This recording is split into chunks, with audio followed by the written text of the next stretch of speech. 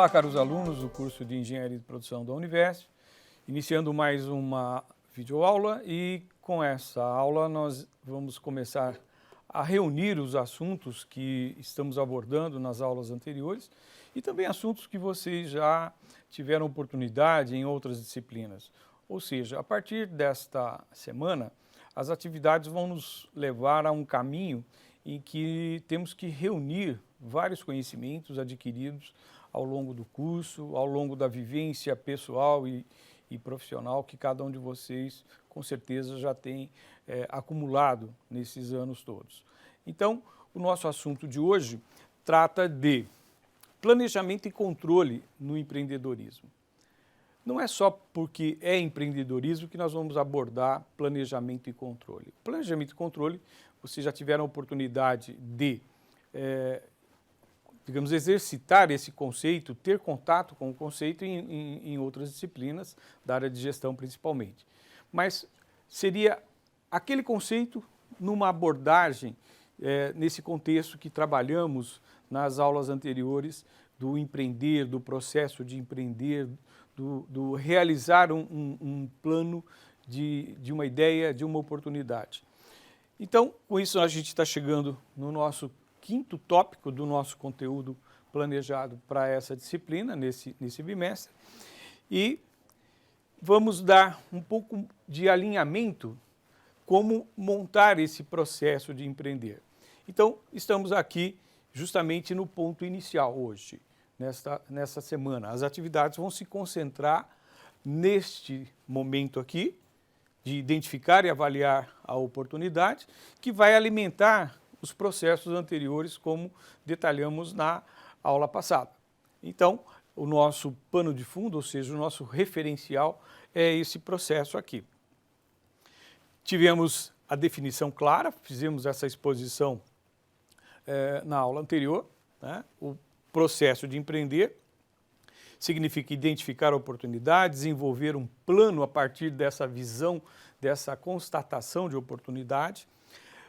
Temos que estruturar, temos que alinhar os recursos necessários, porque se não fizermos isso, não fornecermos os recursos necessários para o nosso plano de negócio ou para a nossa visão de oportunidade, o que vai acontecer é que nós teremos uma boa ideia, uma boa oportunidade desperdiçada.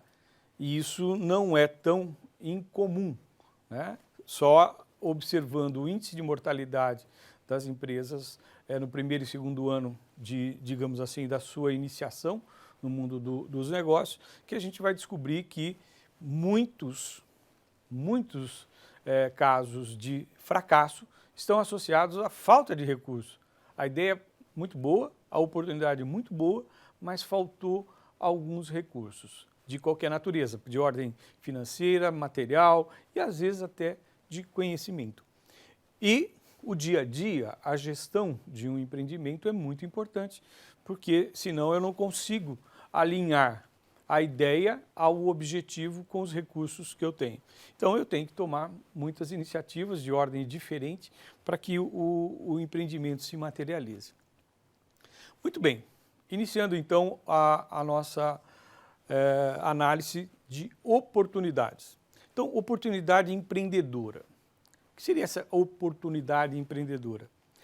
De uma forma bem simples, é aquela oportunidade que dá vontade da gente fazer alguma coisa. Eu não quero ficar só com a ideia, eu quero buscar uma forma de materializar essa ideia, né? Porque algumas oportunidades ficam à nossa frente. Isso é muito comum na engenharia de produção, porque como ela trabalha muitas áreas do conhecimento, ela tem muitas funções diferentes, a gente acaba tropeçando em oportunidades, mas não é bem aquela área que a gente gosta, aquela área que a gente não teve mais afinidade, então a gente deixa passar. Isso não quer dizer que não era uma boa oportunidade para se empreender. Como eu disse, a engenharia de produção ela oferece muitas oportunidades.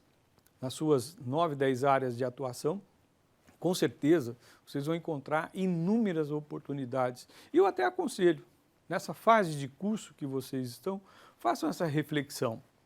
Naquelas áreas de engenharia de produção clássicas, e todas elas já detalhadas aqui em algumas outras reuniões, vocês vão encontrar muita coisa interessante neste momento, né? Digamos assim, o mundo, a sociedade, o país em que vivemos, ele clama por oportunidades realizadas, porque ele oferece muitas oportunidades. Então, eu não diria nem perder tempo, mas gastem um pouco desse tempo de reflexão, observando tudo que vocês já realizaram na engenharia de produção e o quanto vocês têm de oportunidades. Então, o sucesso no empreendedorismo, seja de ordem doméstica, ou seja, dentro do nosso país, de ordem externa ou interna, não importa, né? O empreendedorismo interno, né? o intraempreendedorismo, isso tudo está associado a desenvolver uma ideia que tem que ser direcionada a um determinado público-alvo, um mercado-alvo. Não importa se é um mercado interno da organização ou se é um mercado externo à organização nacional ou internacional. O fato é que a minha ideia tem que estar conectada com essa oportunidade, ou seja, que esse público, que esse mercado tem necessidade. Ou, se ele ainda não percebeu que ele tem essa necessidade, como que eu vou estimular que, se ele optar pela minha ideia, pela minha proposta, a situação em que ele se encontra vai ficar melhor do que está. Então é isso que nos faz, digamos assim, absorver novas ideias, que a gente chama de inovadoras, que até ontem eu sobrevivi sem aquela situação de produto ou serviço, e de repente ela faz parte da minha vida e eu não consigo mais, digamos, abdicar da utilização daquele produto, daquele serviço, né? A gente passa a conviver e querer que aquilo se torne cada vez mais viável, mais fácil para a gente conviver. Então, a oportunidade empreendedora, ela passa por esses conceitos clássicos, né? Mas o que eu tenho que ter em mente é que o processo de geração de ideias, ele precisa ser pensado, ele precisa ser concebido em um fluxo natural. Por quê? Eu tenho a ideia. Se eu não consigo gerar valor com essa ideia, o que seria gerar valor?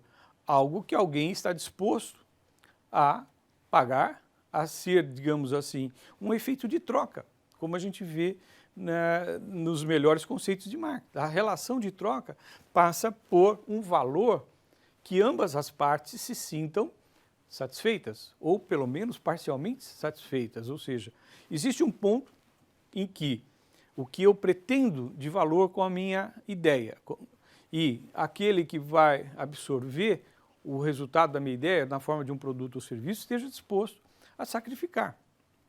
E aí, o ideal é que haja uma geração de resultado econômico. Ou seja, para aquele que forneceu o produto ou serviço, ele tenha mais receita do que gasto. Para aquele que pagou, né, ele tenha mais benefício pelo sacrifício de investimento ou gasto financeiro que ele teve. Então, qualquer que seja a linha de pensamento das minhas ideias, que me estimulem a ser um empreendedor, esse fluxo natural eu não posso negligenciar. É aqui que a gente pode, às vezes, encontrar causa de fracasso em empreendimentos com ideias boas. Não se conseguiu equilibrar o fluxo em que o resultado econômico, preferencialmente, deve ser lucro. Nós já fizemos essa abordagem da linguagem financeira. O resultado econômico sempre vai poder ser o lucro ou o prejuízo. A continuidade dos empreendimentos só pode ser assegurada se nós tivermos resultado econômico positivo. Não importa se eu estou falando de um empreendimento privado ou se eu estou falando de um empreendimento público.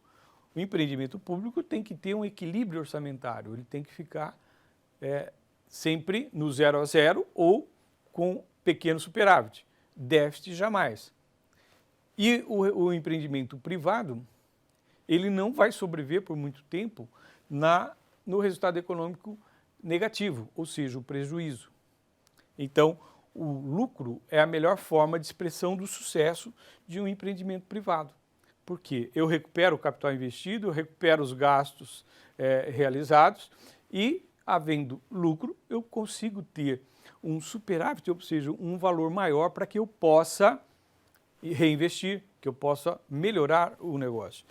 Então, a validação dessa ideia é o desenvolvimento de um plano de negócio, um plano de avaliação da oportunidade, primeiramente, que depois vai se tornar no nosso plano de negócio, que é o assunto da nossa próxima semana.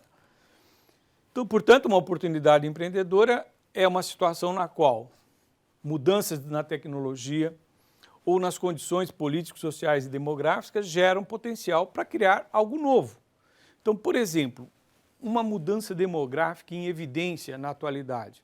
A população do planeta está envelhecendo, a população do nosso país está envelhecendo.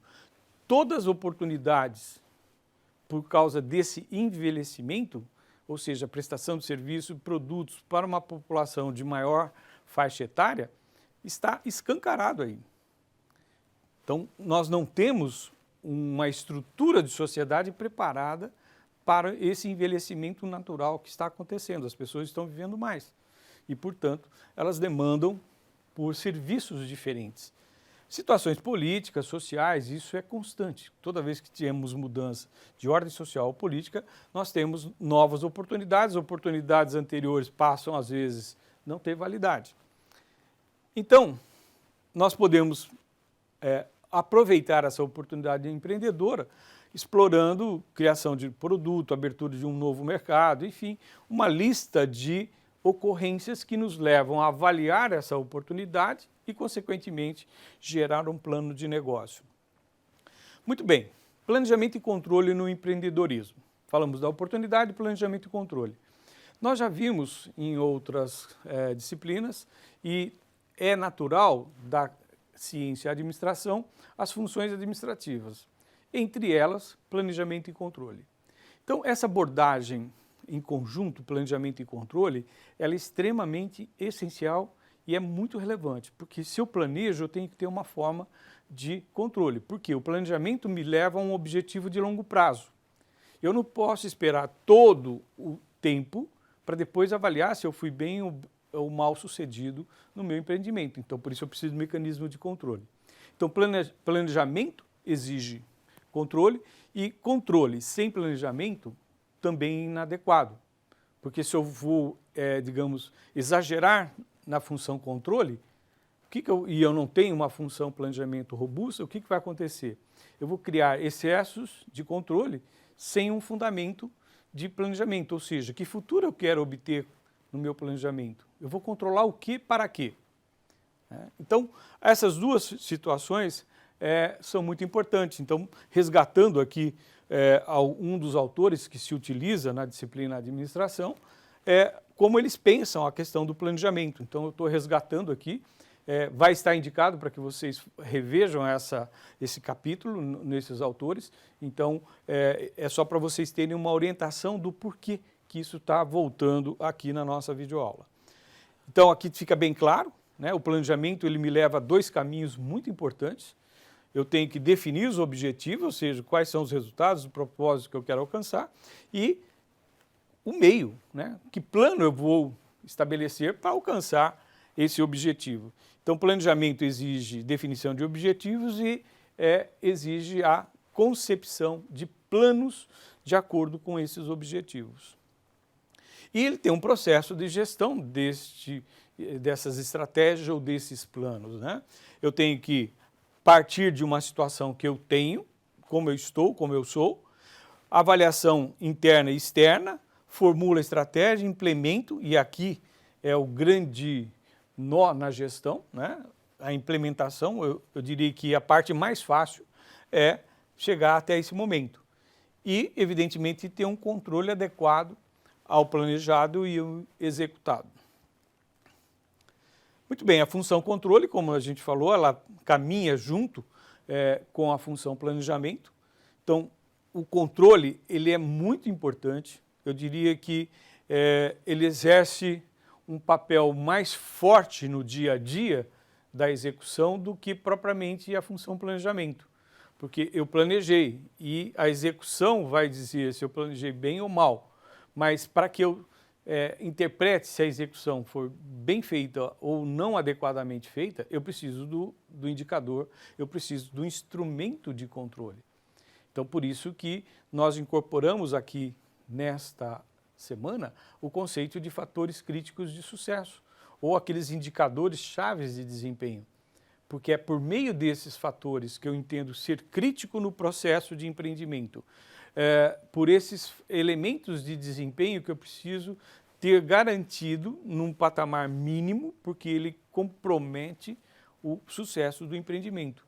Então, tudo isso eu tenho no campo do planejamento. Eu tenho que pensar o empreendimento sem ele existir materialmente, mesmo que seja algo que eu já tenho e que eu quero melhorar. Eu tenho parâmetros, mas a realidade que eu quero criar é diferente, então eu não tenho certeza, por isso que eu preciso do controle.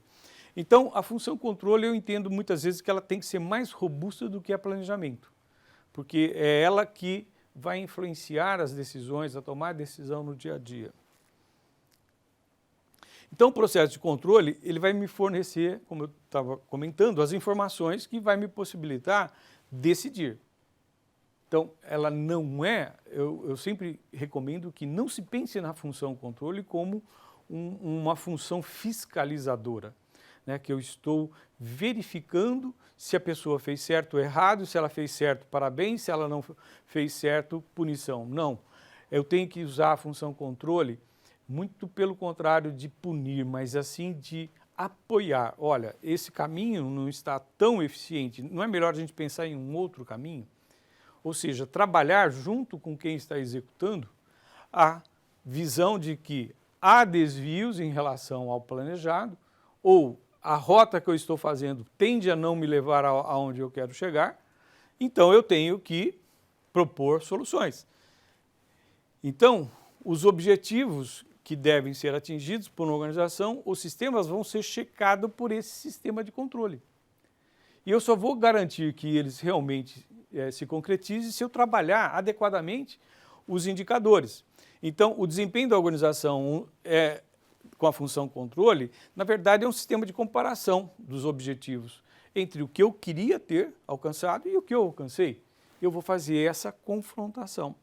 E aí, eu vou ter que ter uma parametrização que me dê segurança em dizer estou a caminho do objetivo ou estou mais distante do que eu devia.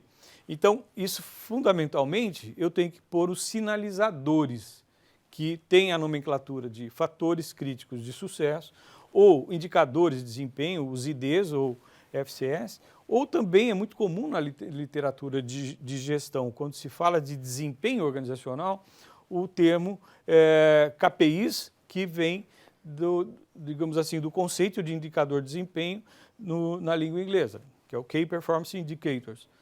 Então, KPI. Então, é muito comum a gente encontrar em textos na internet ou mesmo em livros didáticos essa expressão. Risco e oportunidades. Então, o controle vai me dizendo se eu estou acertando ou estou errando. Se eu estou acertando, tudo bem, o trajeto em direção às oportunidades está sendo realizado. E se eu não estou indo bem, significa que pode estar acontecendo riscos não previstos. O fato é que, com a função controle, eu vou poder analisar, né, o que está sendo feito em relação aos objetivos e se eu vou ter alguma demanda por mudança de rota, por mudança de objetivo, por adaptação de recursos, enfim. Eu tenho condições de avaliar e tomar decisões se eu tenho robusto esse controle no empreendimento. Então, o controle ele tem o monitoramento das atividades e possíveis correção de rotas ou de desvios não desejados. Aqui, para fortalecer a ideia de que planejamento e controle é quase que um casamento, tem que ser um caminho de mãos dadas para que a gente possa efetivamente conquistar o que foi planejado por mecanismos de controle. O processo de controle também tem um fluxo, eu tenho que respeitar isso para que eu possa, assim, digamos, agir corretamente. Então, eu tenho que parametrizar o desempenho que eu quero, tenho que medir, tenho que ter condições de ir lá medir no sentido mais explícito. Se é mensurável de forma física, eu tenho que ir lá medir. Se tem condições de autocontrole, tipo sensores eletrônicos, em tempo real, por exemplo. Eu tenho que, digamos, fornecer ao processo de produto ou serviço condições de que seja medido, seja informado os mecanismos de controle. Aí eu comparo entre o que foi executado com o que foi planejado. E aí eu vou ter a situação continuar ou eu tenho que voltar e rever, tomar medidas corretivas, realimentando todo o processo de novo. Então, com isso, meus alunos, a gente tem a síntese de como tem que estar, não é recomendado. Eu imagino que a questão de sucesso de um empreendimento está intimamente ligado com o mais elevado, a minha mais elevada capacidade de planejar e a mais elevada capacidade de criar mecanismos de controle. Principalmente se esses mecanismos de controle que eu estou impondo ao processo de empreendimento, eles têm, digamos assim, um alinhamento de ser preventivos. Que ele tem a capacidade de se comunicar, como a gente falou, de informar com antecedência, antes de que eu esgote todos os recursos que eu disponho, antes que eu esgote o prazo que eu tenho para aquele empreendimento ser bem sucedido. Então, toda vez que a gente encontra isso de uma forma muito bem alinhada, do tamanho do empreendimento, com as características daquele empreendimento, eu tenho visto no mundo real que a chance de sucesso é muito grande. Então, eu sugiro que vocês façam as leituras, caminhem pelo processo que está sendo recomendado de atividades essa semana, para que a gente se prepare para a nossa próxima semana, que é a elaboração efetiva de um plano de negócio a partir de uma oportunidade. Muito obrigado e até a próxima aula.